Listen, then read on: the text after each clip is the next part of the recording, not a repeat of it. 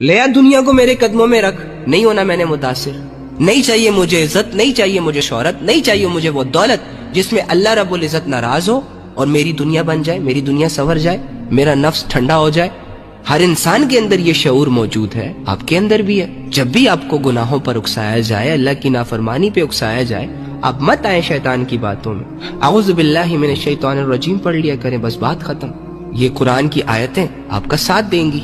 Knowledge gain करें अपना। बेवकूफ वही लोग बनते हैं जिनके पास इल्म नहीं होता, शऊर नहीं होता।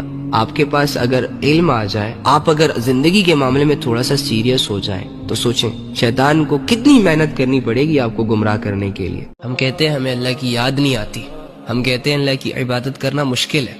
ना ना ना, कोई मुश्किल नहीं है।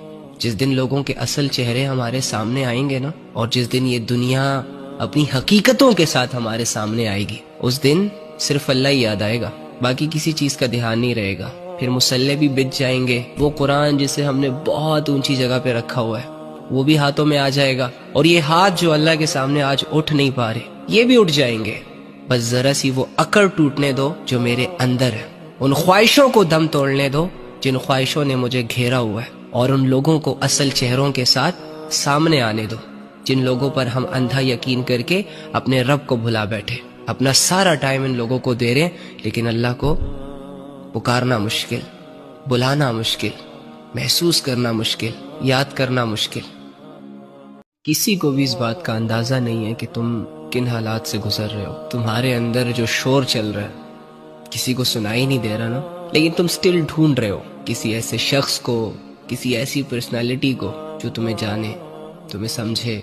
मत ढूंढो, नहीं मिलेगा कोई भी, क्योंकि जो समझता है, जिसे हमारी कदर है, जिसे हमारी परवाह है, और जो हमें समझ रहा है, उस जात को तो हम भुला बैठे। तो फिर इन मिट्टी के पुतलों से क्या उम्मीदें लगाना। कोई है जो तुम्हें समझता है, कोई है जो उस शोर को जानता है जो तुम्हारे अंदर चल रहा है, कोई है जो तुम्हें बिना मतलब के सुनना चाहता है, तुम्हें एक मुकाम तक पहुंचाना चाहता है। मैंने और तुमने उसकी तरफ ध्यान नहीं दिया।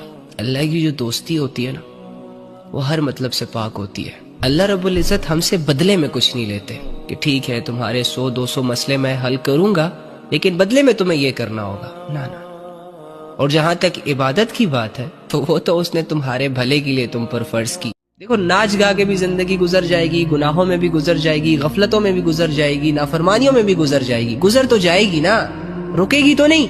दुनियावी एतबार से फिरौन बादशाह था, हर ख्वाहिश पूरी हो रही थी उसकी, लोगों के दिलों में उसका खौफ भी डेवलप था। बेताज बादशाह था, डॉन था, बदमाशियां, अकड़, फखर, खुदाई दावों से भरा था। मरा ना, खत्म हुई ना उसकी बादशाहत, टूटी ना उसकी अकड़, छिन गया ना उससे वो सब कुछ जिसकी वजह से वो खुदा को नहीं मान रहा था, जिसकी वजह से वो गुरूर और तकब्बुर और मनमानी जिंदगी गुजार रहा था। तो आजकल जो फिरौन मौजूद है ना, इन्होंने भी हमेशा नहीं रहना, इन्होंने भी जाना है, और नेक लोगों ने भी मर जाना। ये आपकी जिंदगी बदल सकता है। इसे उठाएं और स्टार्ट करें लिखना। सुबह आंख खोलने से लेकर रात को आंख बंद करने तक तुम क्या करते हो लिखो। कम से कम मरने से पहले वो जिंदगी जो तुम्हें दिखाई जाएगी, उस जिंदगी का एक दिन अपने हाथों से लिखो।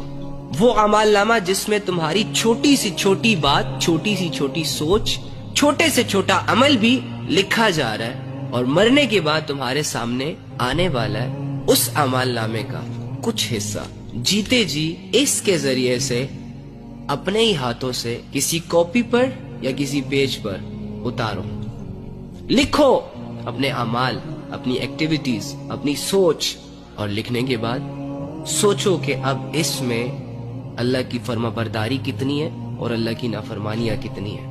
काफिर और मुशरिक तो इसलिए अपनी आखिरत नहीं बना सकते क्योंकि उनके पास तो वो ईमान ही नहीं है जिससे आखिरत बनती है। लेकिन कितना बड़ा बेवकूफ है वो इंसान जिसने ये ला इलाहा इल्लल्लाह मुहम्मद रसूलुल्लाह पढ़ा हो, जिसके पास वो दौलत हो जिसके इस्तेमाल से आखिरत की इनफिनिट लाइफ बनती है, संवरती है। उसके बावजूद वो 2-4 गुनाहों की वजह से नफ्स और हवस की बातों में आकर अपनी आखिरत को इर्रेलेवेंट समझे, गैर जरूरी समझे, और वो मेहनत ना करे, वो अमल ना करे, वो इल्म ना हासिल करे जिससे एक मुसलमान की आखिरत बनती है। कितना बड़ा बेवकूफ है। और इसे बेवकूफ बनाया किसने? नफ्स اور شیطان نے۔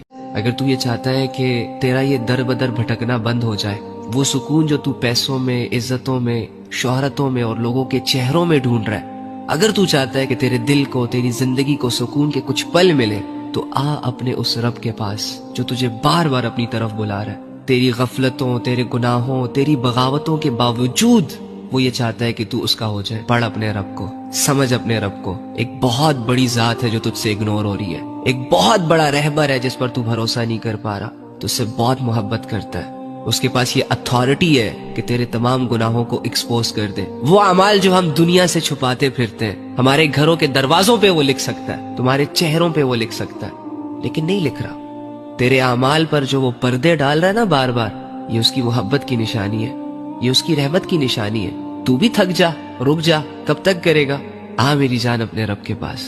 کتنا بدنصیب اور کتنا غافل ہے وہ انسان کہ جو سال کے 11 مہینے بھی اپنی مرضیوں پر چلتا رہا، گناہوں کی گندگیوں میں منہ مارتا رہا، سال بھر اسے اللہ کی یاد نہ آئی، سال بھر اس نے پراپر طریقے سے ایک نماز نہیں پڑھی، سال بھر یہ موبائلوں میں، بے حیائیوں میں، لڑکیوں کے ساتھ، لڑکوں کے ساتھ، irrelevant چیزوں میں اپنی زندگی گزارتا رہا، اور اس کی بغاوتوں کے باوجود، اس کے گناہوں کے باوجود، اس کے بے حیائیوں کے باوجود اللہ رب العزت نے اس پر اتنا بڑا انعام کیا کہ اسے رمضان جیسا مہینہ دے دیا۔